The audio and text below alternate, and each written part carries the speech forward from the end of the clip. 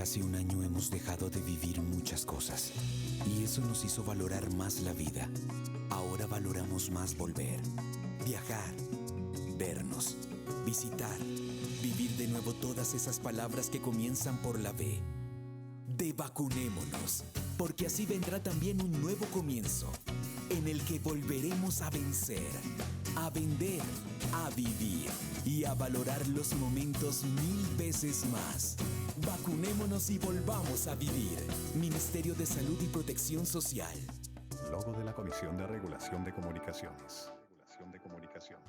Colombianos, muy buenas tardes. Los saludo desde Toluviejo, departamento de Sucre, donde hemos estado adelantando el día de hoy una jornada de reactivación económica y también avanzar en muchos de los proyectos de la agenda de equidad. Quiero también decirles que recibimos nuestro espacio de prevención y acción siempre con el mensaje de darle gracias a Dios y pedirle por nuestro país. También insistiendo en el mensaje del uso del tapabocas, el distanciamiento físico, seguir los protocolos de bioseguridad y evitar las aglomeraciones. También le damos la bienvenida a nuestro espacio de prevención y acción, haciendo un balance sobre los principales indicadores del COVID-19 en nuestro país. Colombia llega a lo largo de toda la pandemia a 14.541.843 pruebas realizadas y se registran de manera acumulada 2.804.881 casos. También importante destacar que se registran de manera acumulada ya 2.616.821 recuperados, hoy fueron 14.332 y Colombia registra un 93.3% de recuperación. También con corte al día de ayer, Colombia llega a 4.535.151 vacunados y llegamos a 1.445.432 segundas dosis aplicadas. También quisiera destacar que del total de las personas que han sido afectadas por esta enfermedad, el 96.4% ha estado atendido en casa, el 0.4% ha estado atendido en hospitalización y el 0.1% en unidad de cuidado intensivo. También quisiera destacar que los casos activos en Colombia son 106.482. También quisiera señalar que hoy se adelantaron 74.514 pruebas y se registraron 17.578 casos positivos para una positividad del 23.6%, donde el 63% de los casos estuvo concentrado en 5 municipios. También quisiera señalar que hoy se han registrado 436 fallecidos por COVID-19 en nuestro país, una cifra inferior a la del día de ayer, donde el 77.2% de estos casos han estado concentrados en 5 municipios. Y expresamos a las familias que han perdido a sus seres queridos nuestra solidaridad, nuestro sentimiento de querer acompañarlos en oración en estos difíciles momentos. También quisiera expresar algunos de los principales indicadores internacionales. El mundo llega de manera acumulada a 148.174.562 casos. Los casos activos son 19.219.761. Los recuperados son 85.841.147 y los muertos por COVID-19 en todo el mundo son 3.126.052. Con eso también quiero empezar nuestro espacio de prevención y acción, invitándolos a ver un caso de recuperación. Hoy el turno es para Natalia Fajardo. Ella nos cuenta cómo fue agredida por la enfermedad, cómo la sorteó y cuál es su consejo para las familias de nuestro país. Natalia Fajardo, 25 años, profesional en negocios y relaciones internacionales, recuperada de COVID-19. Se contagió en su núcleo familiar. En mi caso, yo vivo con mis abuelos y ellos fueron los primeros en contagiarse. Comparto mucho tiempo con ellos, entonces me contagié de esa forma. Los síntomas que padeció fueron severos. Los primeros síntomas que yo presenté fue la pérdida total del gusto y del olfato. Presenté en algunas veces fiebre, mucho dolor de cabeza, dolor en el cuerpo, apretamiento en el pecho, un poco de fatiga. El COVID-19 le dejó secuelas en su salud. Me quedaron algunas secuelas, que fue muchísimo dolor de cabeza y fatiga. Me cuesta mucho respirar cuando subo escaleras o cuando hago algún esfuerzo físico. Luego de padecer el virus y haber tenido a sus abuelos en una UCI, hace un llamado a la responsabilidad. Muchas veces por nosotros mismos no cuidarnos, los afectados a veces no somos nosotros, sino son nuestros familiares, como en mi caso fueron mis abuelos que estuvieron en una UCI más de 20 días y casi pierden la vida. Con disciplina y autocuidado, también somos responsables con la vida. Vemos ese testimonio de recuperación y también hay un testimonio de vacunación. Hoy el turno es para Guadalupe Velázquez. Ella nos cuenta cómo fue esa experiencia de recibir la vacuna segura, gratuita, que hace parte de este programa masivo que queremos acelerar con dinamismo en nuestro país. Así que los invito a que veamos este testimonio.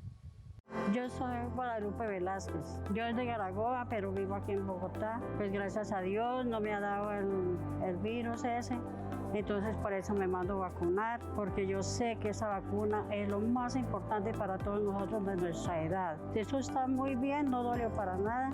Gracias al ministro de Salud que nos está dando esta vacuna para el bien de nosotros, para que no nos enfermemos. Y no, yo sé que esto es muy bueno lo que el gobierno está dando. Con el favor de Dios vamos a estar muy bien. Esta vacuna es muy buena y entonces los invito todos a que se manden vacunar, que yo sé que nos va muy bien. Así que por favor a vacunar todos.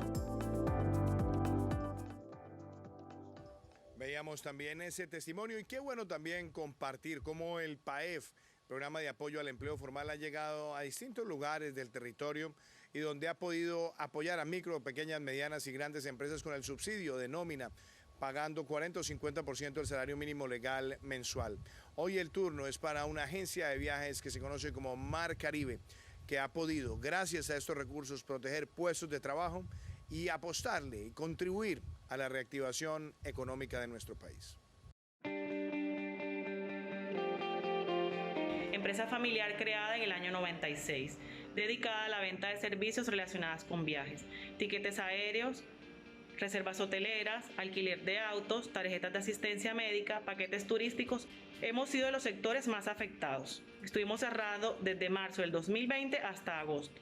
Conocimos del programa al apoyo el empleo formal PAEF por medio de los decretos que sacó el gobierno y hemos sido beneficiados porque cumplimos con las condiciones. En total somos 5 empleados y esos mismos 5 hemos sido beneficiados. Damos gracias al gobierno por este apoyo, porque sin esto hubiese sido casi imposible continuar nuestra operación. Rogamos al gobierno pueda extender unos meses más este apoyo hasta que nuestro sector pueda lograr aproximadamente entre un 60 y 70% de las ventas antes de pandemia.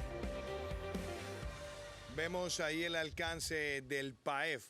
Y también quiero compartirles a ustedes en nuestra sección donde hablamos de las noticias falsas que circulan en redes para desvirtuarlas y darle información veraz a la ciudadanía.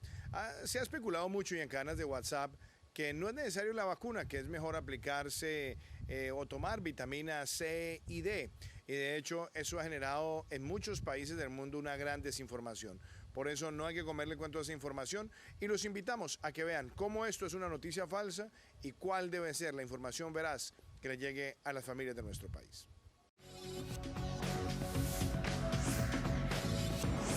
No coma cuento. ¿Los suplementos de vitaminas y minerales curan el COVID-19? Si bien es cierto que los micronutrientes como las vitaminas D y C o el zinc son fundamentales para el buen funcionamiento del sistema inmunológico y desempeñan un papel vital para la salud y el bienestar nutricional, en la actualidad no existe indicación sobre el uso de suplementos de micronutrientes como tratamiento del COVID-19. No coma cuento, esto es falso. El desarrollo de varias vacunas contra el COVID-19 y su aplicación han marcado un gran cambio en el mundo en la la lucha contra el nuevo coronavirus, lo que significa que hasta la fecha aplicarse el biológico es una de las herramientas para ayudar a frenar la pandemia. Las inyecciones frente a esta enfermedad tienen 3 objetivos: frenar la aparición de síntomas, reducir el riesgo de hospitalización y hacer menos probable la muerte de los pacientes. Es decir, las vacunas contra el COVID-19 ayudarán a protegerlo al crear una respuesta de generación de anticuerpos. Evite las aglomeraciones y manténgase como mínimo a 1 metro de distancia de las demás personas. Utilice el tapabocas, lávese las manos con frecuencia y quédese en casa si no se siente bien.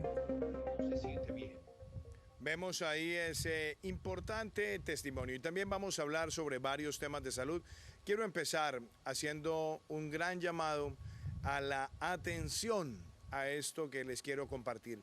Esta mañana el director de la Organización Mundial de la Salud hizo unas revelaciones muy claras sobre lo que está pasando en el mundo con el comportamiento del COVID-19. En primer lugar, expresaba que el mundo lleva 9 semanas consecutivas viendo subir los casos de COVID-19.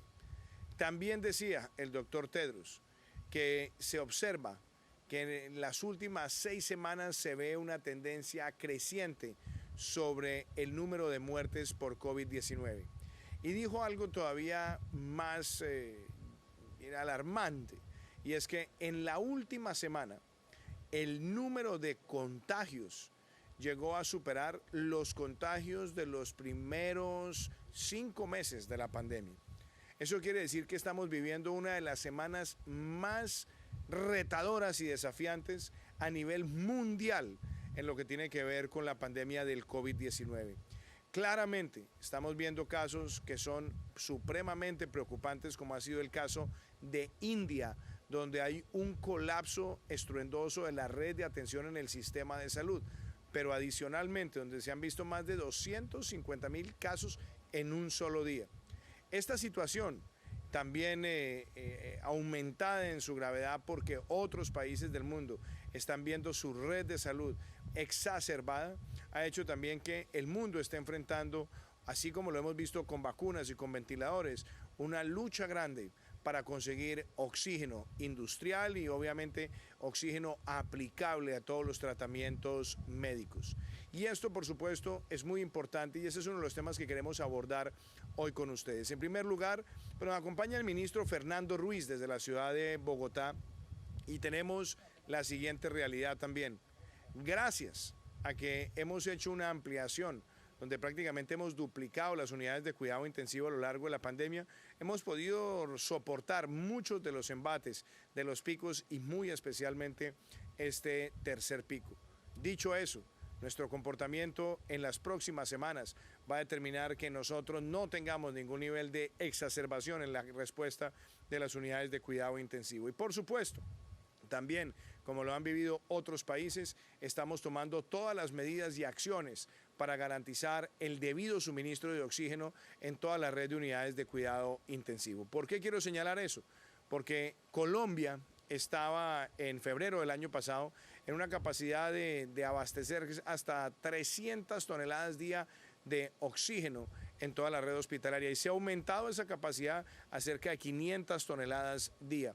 Por supuesto, sabiendo que la capacidad productiva del país debe expandirse, hemos dado incentivos para que la producción nacional se aumente, pero también hemos tomado decisiones de carácter arancelario y comercial para la importación de oxígeno de varios países, de manera que tengamos capacidad de abastecer la expansión que tengamos que hacer de la red en este momento para atender a las personas que así lo requieran. Y estamos también informándoles que a este momento ya han llegado a Colombia 1 millón de vacunas de Sinovac que serán distribuidas en todo el país. Estaremos al día en materia de segundas dosis de Sinovac en algunos lugares donde se habían aplicado como primeras dosis lo que estaba previsto para segundas dosis y obviamente con esto nos pondremos al día, pero reiterando el mensaje de que no hay ningún riesgo porque el plazo entre la primera y la segunda dosis en el caso de Sinovac es de hasta 56 días. Nadie ha tenido que llevar una espera de esa naturaleza.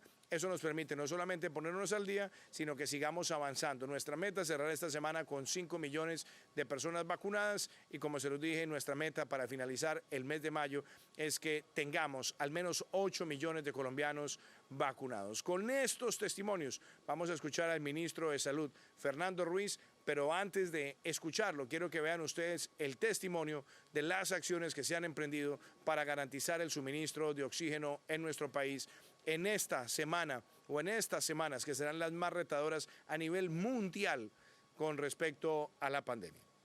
Colombia atraviesa su máximo nivel de ocupación de UCI en lo que va de la pandemia y de su historia, con corte al 26 de abril de las 12.667 camas con las que cuenta el país, 10.382 se encontraban ocupadas. Además, la necesidad de abrir camas en otros servicios, con la consecuencia de una utilización mucho más alta de oxígeno. Todo eso ha puesto el suministro de oxígeno en nuestro país en un alto nivel de estrés. Aunque Colombia cuenta con una amplia capacidad de producción de oxígeno y aire medicinal, se ha advertido un incremento en el uso de este gas, pasando de 330 toneladas por día en febrero de 2020 a más de 500 toneladas por día en abril de 2021. Este es un incremento cercano al 75% en el consumo de oxígeno, tanto de uso medicinal como industrial, lo que quiere decir que los fabricantes en este momento están haciendo el esfuerzo para atender la demanda. Para mejorar el abastecimiento de oxígeno en el país, el Ministerio de Salud y Protección Social, junto con el Ministerio de Comercio, el Departamento Administrativo de Presidencia y el INVIMA, vienen desarrollando acciones en dos frentes: incrementar la oferta y modular la demanda. Es así,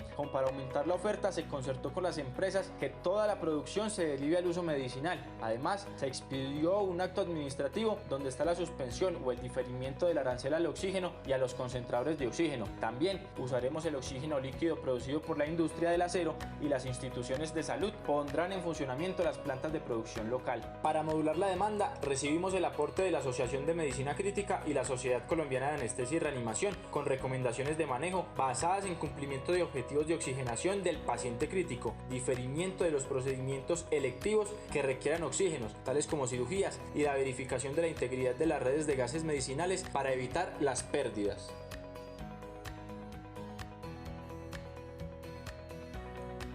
Un saludo para usted, señor presidente, y para todos los colombianos. Como lo presenta efectivamente el video, estamos en una situación realmente crítica de consumo de oxígeno. Nosotros tenemos en Colombia que la producción de gases es de 618 toneladas por día, que incluye tanto oxígeno líquido como oxígeno gaseoso, y que se utiliza tanto para usos medicinales como usos industriales.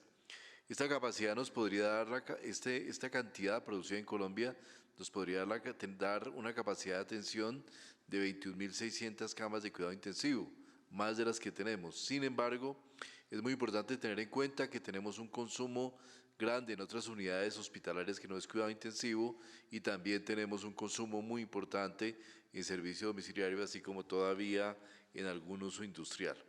Frente a eso, hemos tomado medidas que tienen que ver con aumentar la oferta y modular la demanda. Se acordó que toda la producción de oxígeno líquido se irá para uso medicinal. Es muy importante que las empresas y la Cámara de la ANDI que trabajan en este tema tengan esa claridad. Ya se les ha comunicado y se despidió un acto administrativo donde se suspende o difiere el arancel para importaciones de oxígeno y concentradores de oxígeno.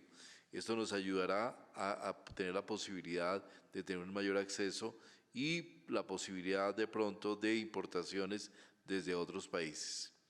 Igualmente estamos utilizando oxígeno líquido que es producido también en la industria del acero, y también muy importante para los médicos tener en cuenta las recomendaciones que está expidiendo la Asociación Colombiana de Medicina Crítica para el uso racional del oxígeno, para tratar de hacer el uso más eficiente y evitar cualquier tipo de desperdicio de oxígeno. Es una situación importante, una situación que estamos afrontando como otros países del mundo en un pico evidentemente creciente, y que nos invita a reflexionar sobre los efectos negativos de cualquier aglomeración, de cualquier situación que nos lleve a incrementar una situación que ya por hecho está crítica en este momento. También, presidente, tener en cuenta, muy importante, usted lo preguntaba, el acceso a vacunas de Sinovac. Hoy a las 7 de la noche llega un cargamento de 1 millón de vacunas, las cuales están dedicadas fundamentalmente a las segundas dosis de las personas que tienen en este momento, están esperando su segunda dosis de Sinovac, y esperamos estar distribuyendo inmediatamente las primeras 600.000 que llegan ya con su respectivo certificado de calidad, que podemos distribuir inmediatamente a todos los lugares del país. Las restantes 400.000 a partir del sábado las estaremos distribuyendo también para todo el país, y haremos un anuncio importante en ese sentido en el puesto mando unificado que tendremos el viernes.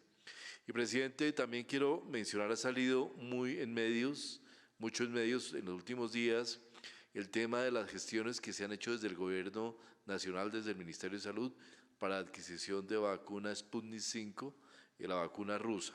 Yo quiero dar un pequeño detalle de cómo las gestiones que se han hecho hasta el momento. La primera reunión que realizamos desde el Ministerio de Salud para la posibilidad de adquisición de vacunas rusas con el Fondo de Inversión Directa de Rusia se llevó a cabo el 16 de octubre de 2020. Se han realizado diversas reuniones después para conocer las características técnicas y eficacia de la vacuna. Firmamos un acuerdo de confidencialidad en febrero de 2021 y el Fondo de Inversión Directa de Rusia nos informó que haría la propuesta de venta y de fechas de posibles de entrega de vacuna una vez se hubiera obtenido el reglamento de uso de emergencia. Por esa razón, y en razón a que nosotros estamos comprando básicamente en este momento oportunidad de entrega pronta de vacunas, hemos estado pendientes de esta información. También importante, se va a cabo una reunión del Fondo de Inversión ruso con el INVIMA y los diferentes proveedores frente a la posibilidad de llegar a adquirir, a tramitar el reglamento de uso de emergencia, y se encontró y se evidenció que delegaron a una única empresa para hacer este efecto, y como se ha informado, en este momento ese proceso todavía no se ha surtido el trámite al interior del INVIMA. Muchas gracias, ministro Fernando.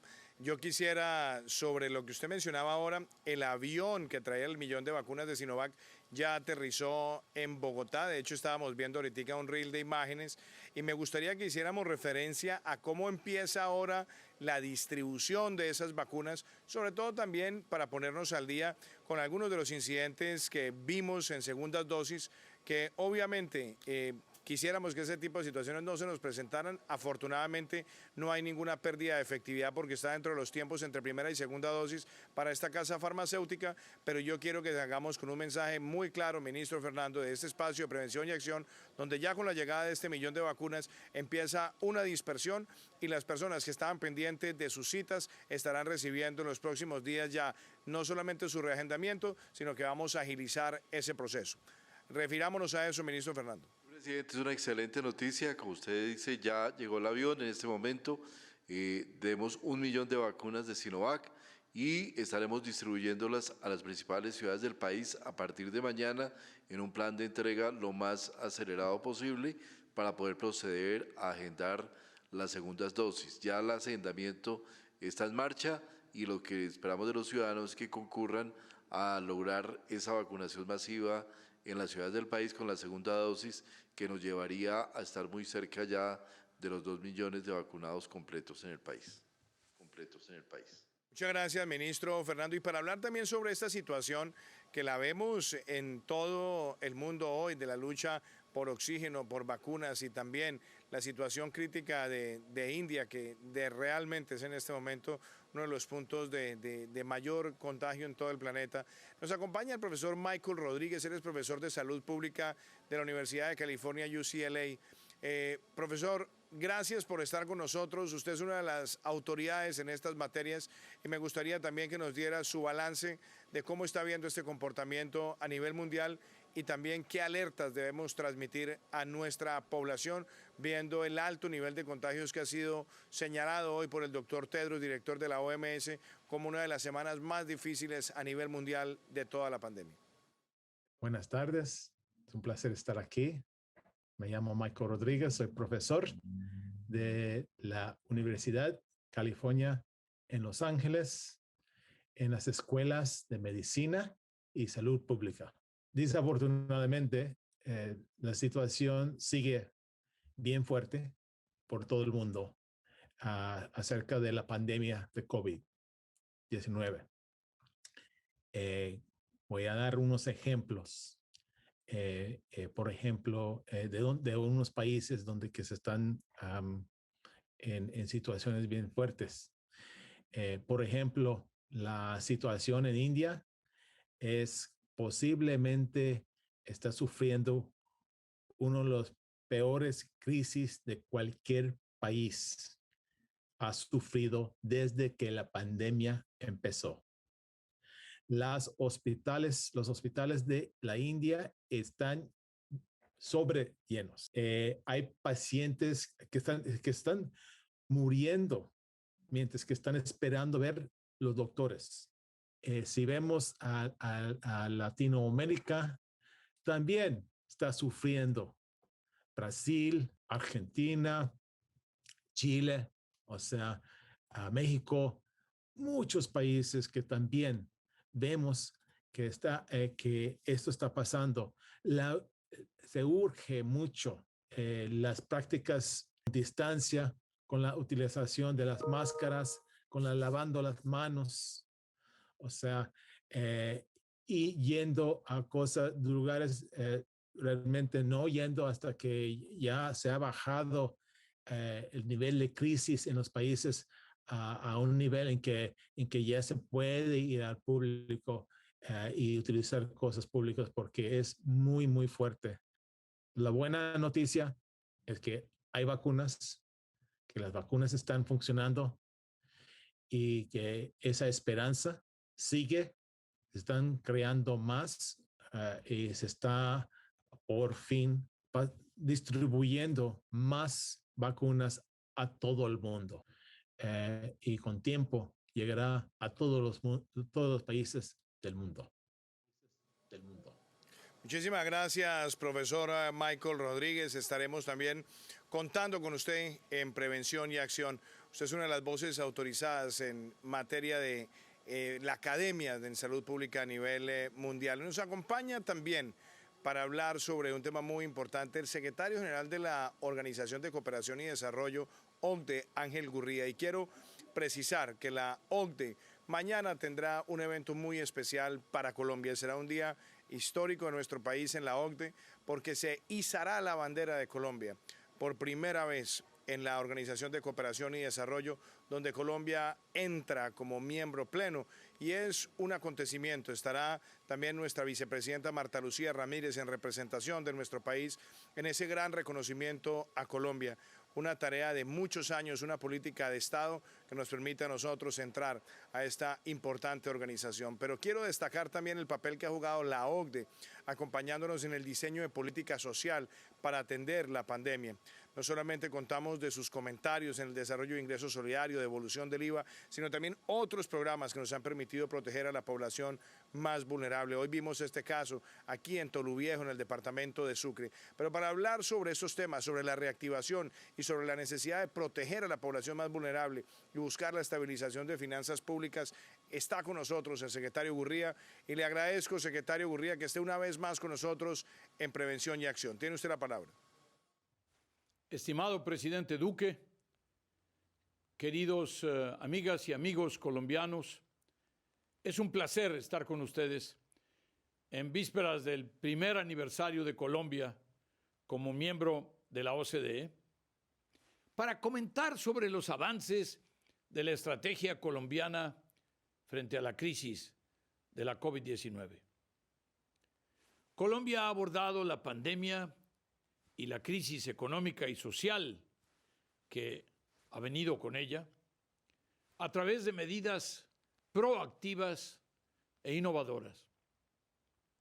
Ya el año pasado, en la OCDE, reconocimos el potencial del esquema de compensación del IVA para reducir la pobreza y la desigualdad en el país, así como para incrementar el acceso a servicios financieros por parte de los hogares más vulnerables. Asimismo, durante el 2020, Colombia consolidó el esquema de protección más robusto de su historia para las personas más pobres y vulnerables. Antes de la pandemia, alrededor de 4.5 millones de hogares recibían algún tipo de transferencia por parte del gobierno nacional.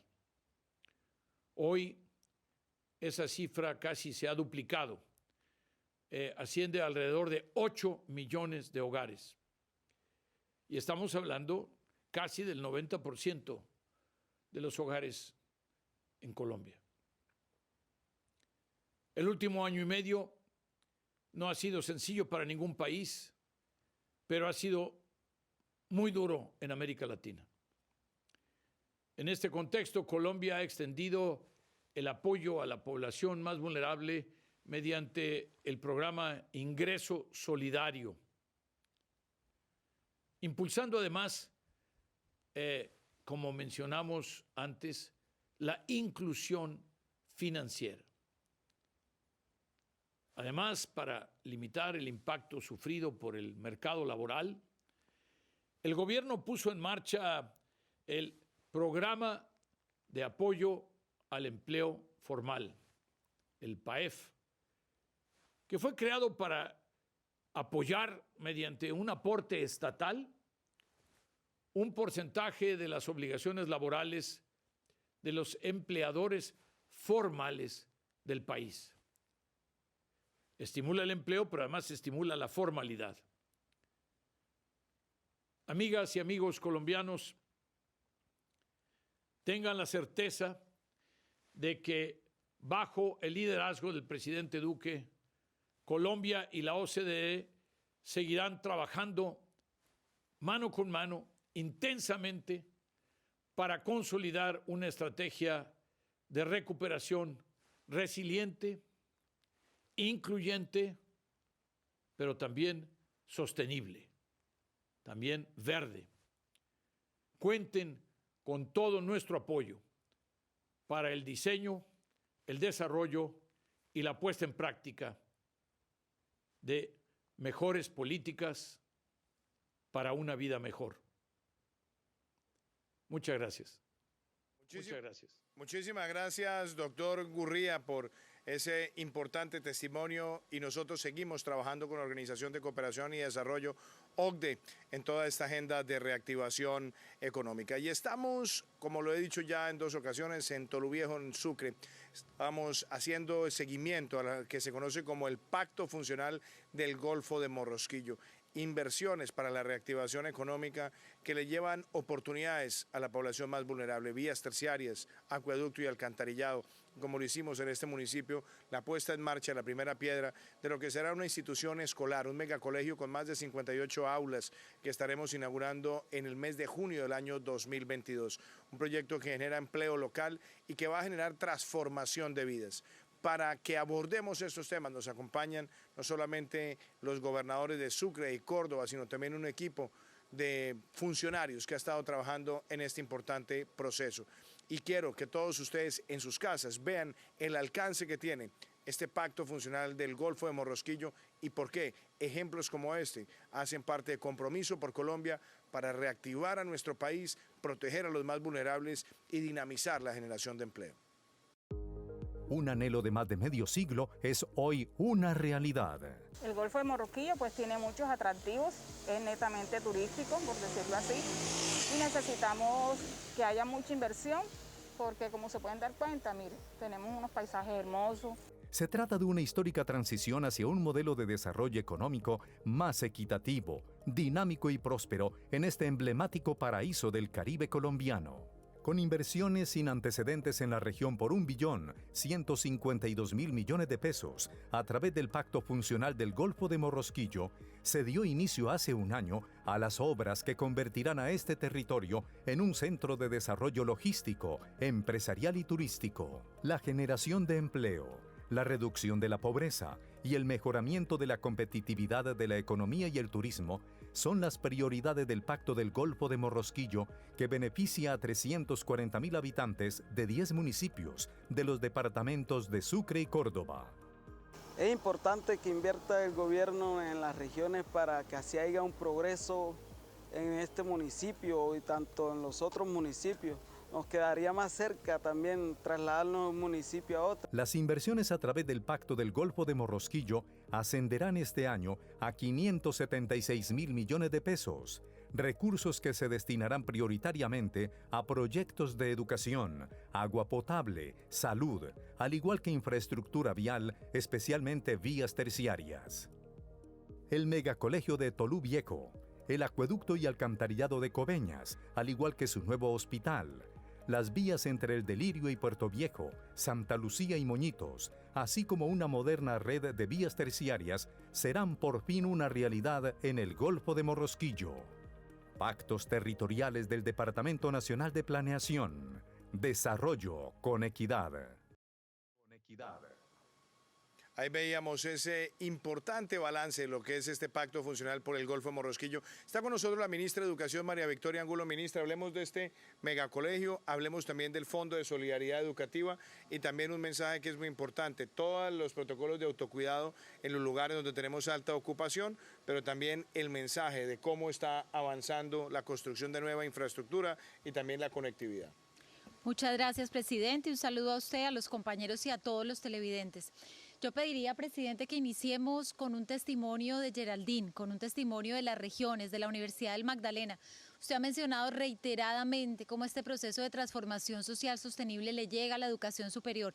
Compartamos entonces con los colombianos el testimonio de una de las muchas beneficiarias, tanto del Fondo Solidario como del programa Generación E. Mi nombre es Geraldine Martínez Macías, soy estudiante de la Universidad del Magdalena en el programa de licenciatura en educación infantil, 8º semestre. Uno de mis padres quedó desempleado y presentábamos una crisis muy fuerte al pensar que se acercaba el pago de la matrícula. No quería dejar mis estudios, puesto que voy muy avanzado en mi semestre, en mi carrera. Me enteré del Fondo Solidario a través de los correos masivos que nos envía la Universidad del Magdalena. Ahí pues tuve conocimiento que el gobierno nacional y nuestra alma mater había generado ese alivio económico. Me benefició completamente, puesto que estos apoyos que da el gobierno nacional son muy pertinentes y más en estas situaciones en donde se ve afectada la economía de muchas familias colombianas. Les quiero decir que con la ayuda de estos subsidios hace posible culminar nuestros sueños de ser grandes profesionales. Bueno, presidente, y usted también decía que era muy importante recordarle a los colombianos que trabajamos de la mano con salud. Evidentemente, en las ciudades donde así indican el tema de ocupación de UCIs, de positividad, se han tomado medidas responsables de estar trabajando en casa, pero en las demás regiones del país seguimos avanzando. Y hoy tuvimos una mesa de trabajo importante, aquí nos acompañan los gobernadores, estuvimos con las secretarías de Sucre, de Córdoba, de Sincelejo, de Montería y Sagún y Lorica también se sumaron. Y es importante contarles que ya para mayo, las dos capitales, Sincelejo y Montería, que tenían un avance importante, llegarán, presidente, al 100%.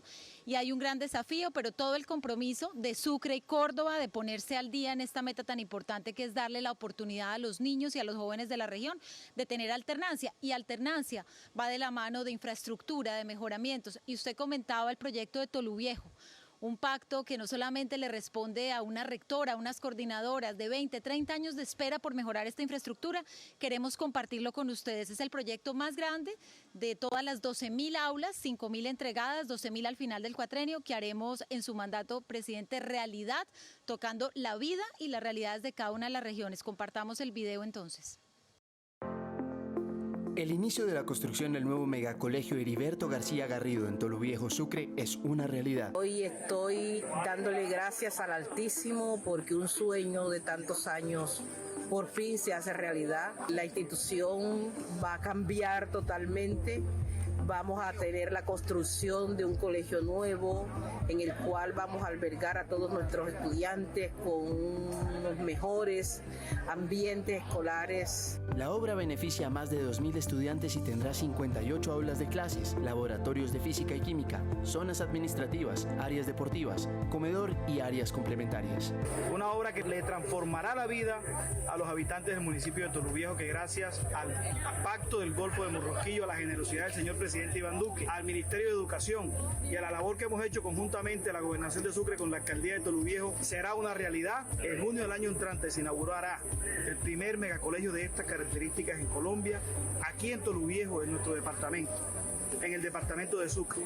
Este proyecto se logra gracias al trabajo en equipo entre el Ministerio de Educación Nacional, la Gobernación de Sucre, el Departamento Nacional de Planeación, la Alcaldía de Toluviejo y el Fondo de Financiamiento de la Infraestructura Educativa FIE. Producto del Pacto del Golfo de Morrosquillo ya es una realidad el colegio que vamos a hacer aquí en Toluviejo, un colegio el más grande que va a ser el Fondo de Financiamiento de Infraestructura Educativa en el país, con 58 aulas clase, laboratorios, zonas administrativas, zonas deportivas, comedor escolar y áreas complementarias. El gobierno nacional sigue demostrando su compromiso con la infraestructura educativa, haciendo realidad las obras que las comunidades tanto necesitan. En Colombia la educación es equidad. Presidente, y educación es equidad. Un agradecimiento al equipo del FIE, al equipo del Ministerio y Gobernador, a un trabajo en equipo con usted, con el DNP. Ven ustedes que estas obras hacen realidad el retorno. Y quisiera, presidente, terminar con una noticia muy esperada por los secretarios de educación de todo el país. Hemos llegado, presidente, a más de 1000 mejoramientos, hablando de comedores, de aulas, de residencias escolares. Pues hoy se abre formalmente, presidente, la convocatoria. Estará abierta hasta el 1 de junio.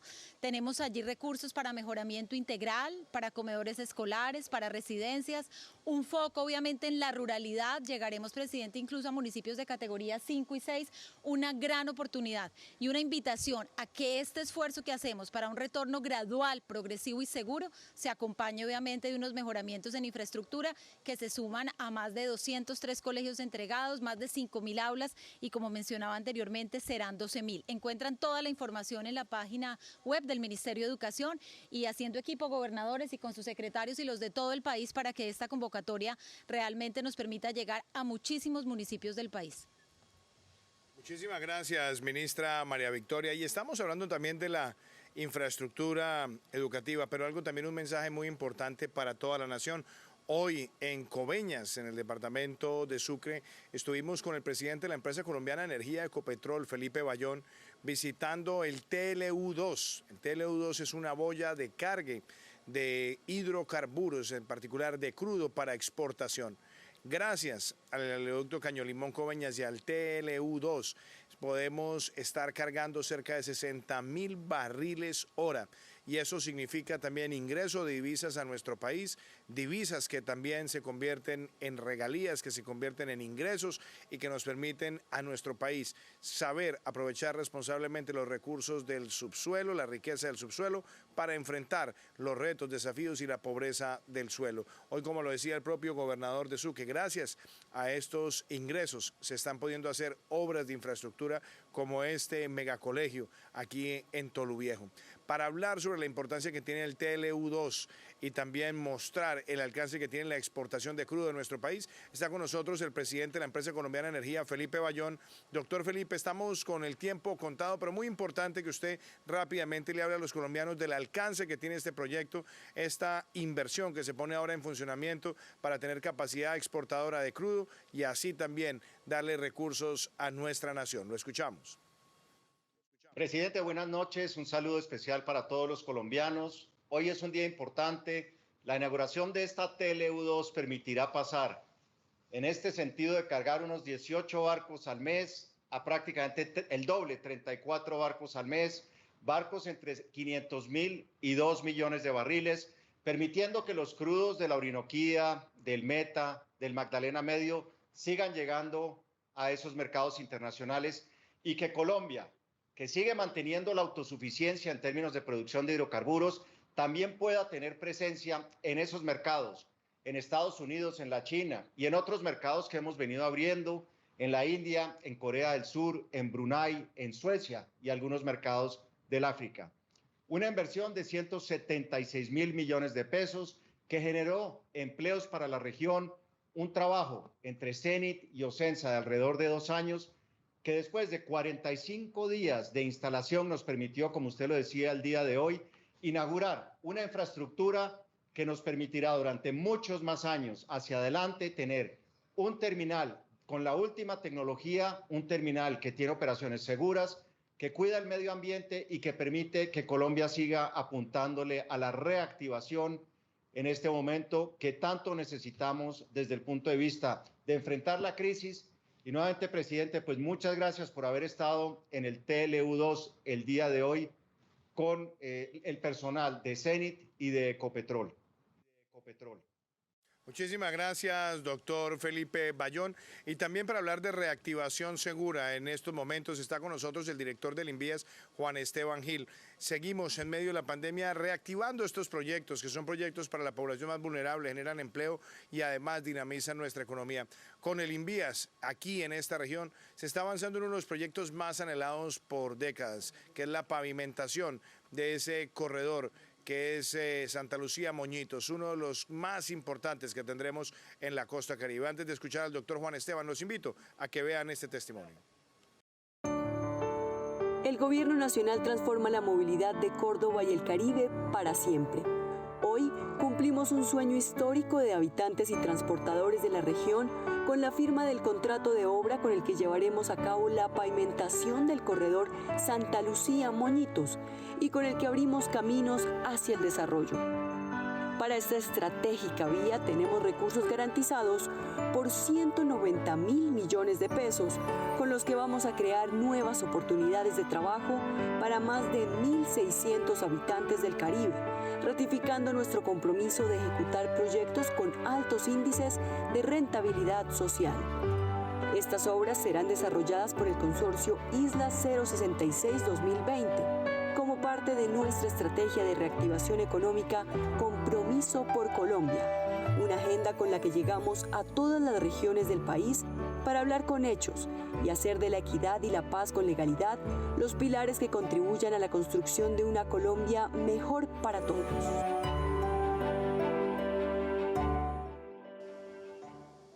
Buenas noches, presidente, y todos los colombianos. Efectivamente, en el Golfo de Morrosquillo estamos realizando esas inversiones que son históricas, esos sueños que toda la vida habían anhelado los habitantes de esta región del departamento de Córdoba y Sucre, hoy son una realidad. Hoy firmamos 3 contratos muy importantes. La pavimentación de la vía Santa Lucía Moñitos, después de un proceso de licitación, se garantiza por 190.000 millones de pesos la terminación de este corredor vial. Y también firmamos con el gobernador de Sucre y el gobernador de Córdoba convenios para garantizar intervenciones en vías terciarias en todos los municipios del Golfo de Morrosquillo. Con esto, en total estamos garantizando 470.000 millones de pesos de inversión. Esto es histórico para la conectividad y la generación de empleo en el Golfo de Morrosquillo. Más de 343 kilómetros entre vías primarias, secundarias y terciarias. Además de Santa Lucía Moñitos tenemos la vía Moñitos, San Bernardo del Viento, Lorica, Chinú, el Puente de la Doctrina, la vía de Tuchina hacia Palmito, la vía del Delirio a Puerto Viejo y una red de vías terciarias en todos estos municipios que generarán a partir de ahora, de la firma de estos contratos, más de 5.000 empleos, generarán empleo, generarán activación económica, encadenamiento productivo y con esto, vías para la equidad y vías para la paz con legalidad.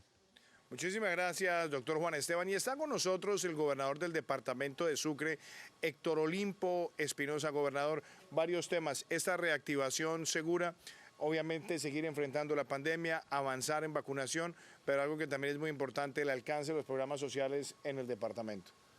Sí, presidente, infinitas gracias de parte de nuestro territorio.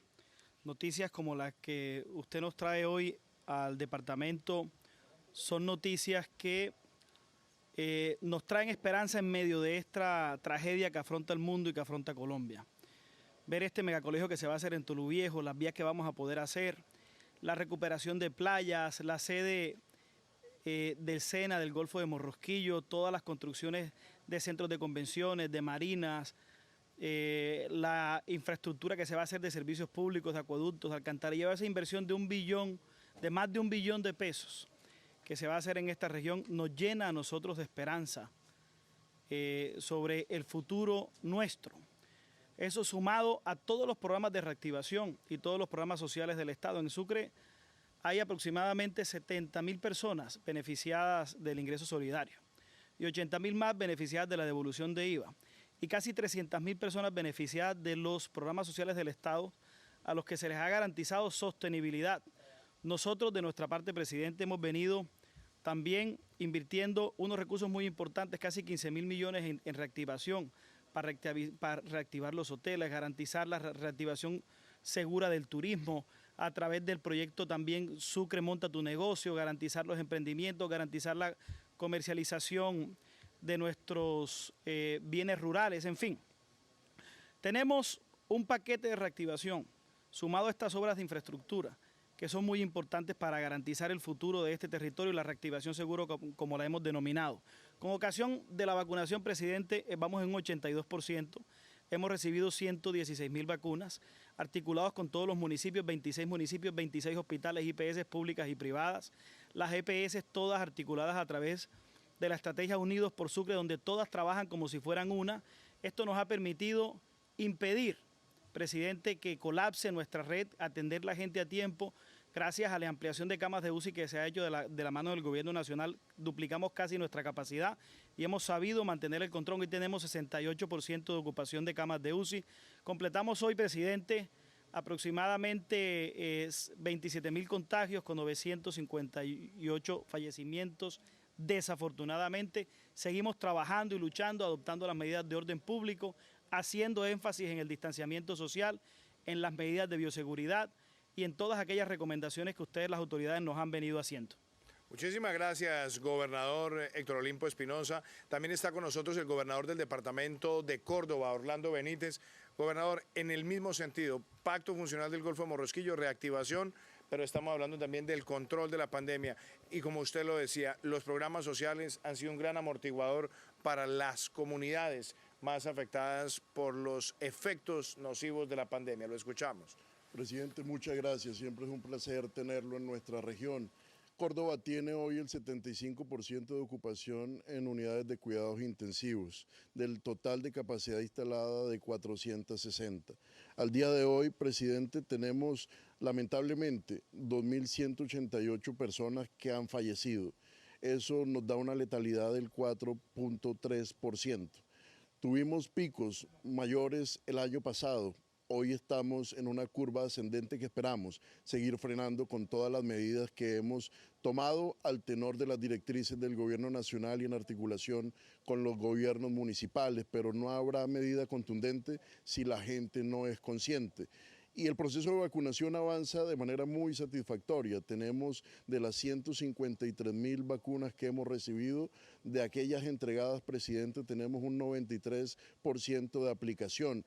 Aquí importante esfuerzo se ha hecho tanto en la red pública como en la red privada. Tenemos 43 instituciones colocando vacunas, 29 de ellas son de la red pública. Por eso quiero pedirle en nombre de nuestra red un favor especial y creo que interpreto el clamor de todo el país. Es muy importante que nos ayude, presidente, con la supervisión de los recursos que nos adeudan a la red pública, las EAPB, las conocidas EPS, que nos ayudaría mucho. En Córdoba son 333.000 millones lo que hoy sucede, pero mientras eso ocurre, presidente, usted ha sido muy diligente en ayudarnos a reactivar y a recuperar la economía paralelamente a la protección de la vida y la salud. Por eso bolsas importantes han sido claves para poder financiar los proyectos de infraestructura social, los proyectos de transferencia y los proyectos de infraestructura en términos generales. Nuestras regalías, nuestros recursos de OCAD Paz, recursos provenientes de Findeter con el crédito y el pacto territorial, Golfo de Morrosquillo, que hoy dio un paso significativo, como ya lo hemos visto, son sin duda alguna estrategias que nos permiten consolidar oportunidades, bienestar y al mismo tiempo seguridad. Obras que fueron anunciadas, la vía de Santa Lucía Moñitos, el puente La Doctrina, el acueducto del Porvenir. Hoy firmamos más de 15.000 millones en vías, presidente, y eso no satisface porque sin duda alguna se sigue transformando positivamente el territorio, se sigue dando esperanza al pueblo y se generan condiciones para que haya paz territorial y reconciliación social. Muchísimas gracias, apreciado gobernador. Y está también con nosotros Marta Cecilia Tus, la alcaldesa del municipio de Toluviejo. Alcaldesa, estamos muy cortos de tiempo, pero usted dijo una cosa muy bonita hoy. El alcance de estas obras sociales y la reactivación del empleo también en medio de la pandemia con los protocolos de bioseguridad. ¿Qué significa también para Toluviejo esta inversión social en este momento? Y algo que la quiero felicitar, la conciencia ciudadana que usted ha despertado en el autocuidado. Hoy nos sentimos orgullosos los toluviejanos por tener esta oportunidad de pertenecer al Pacto del Golfo, ya que hoy se benefician cuántos niños, como decía la ministra esta mañana en la mesa de trabajo que tuvimos. Es importante porque será el futuro de nuestros niños y que más que la educación para ellos. Presidente, también en el Pacto del Golfo le pedimos que vamos a trabajarle a una ruta turística, ya que tenemos unas cavernas históricas aquí y podemos trabajar articuladamente con Tolú, Coveñas. ¿Qué más sería que los colombianos nos visitaran, hicieran una ruta turística en todo el municipio? Hoy la alcaldesa se siente tranquila en el municipio de Toluviejo porque solo tenemos 18 casos activos, hemos cuidado con protocolos, hemos hecho toques de queda, hoy nos sentimos orgullosos porque Toluviejo avanza. Muchísimas gracias, alcaldesa. Y eso es todo por hoy en Prevención y Acción. Mañana estaremos de nuevo con ustedes a las 6 de la tarde hablando de las políticas de salud, cómo avanza la vacunación masiva, la reactivación segura. Y también queremos enviar un mensaje de solidaridad hoy a nuestro colega, el ministro de Ambiente, Carlos Eduardo Correa, que ha perdido a su madre por el COVID-19. Nuestra solidaridad con él y con todos sus familiares. Mañana estaremos de nuevo con ustedes. Los dejo con este mensaje de autocuidado. Las vacunas son seguras y salvan vidas. Apoyemos el plan de vacunación y sigamos avanzando hacia la reactivación. No bajes la guardia con el autocuidado. Es tiempo de cuidarnos y cuidar a los demás. Enfrentemos el COVID con nuestra responsabilidad y con nuestra solidaridad.